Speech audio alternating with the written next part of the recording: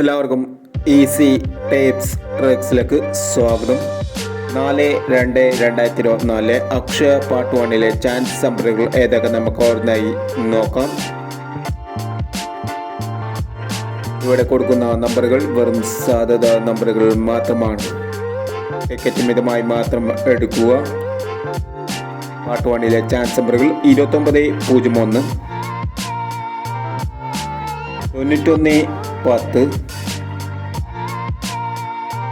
0687,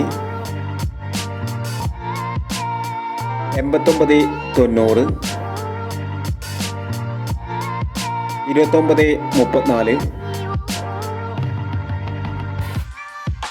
9625, 6579, 0846, 0279,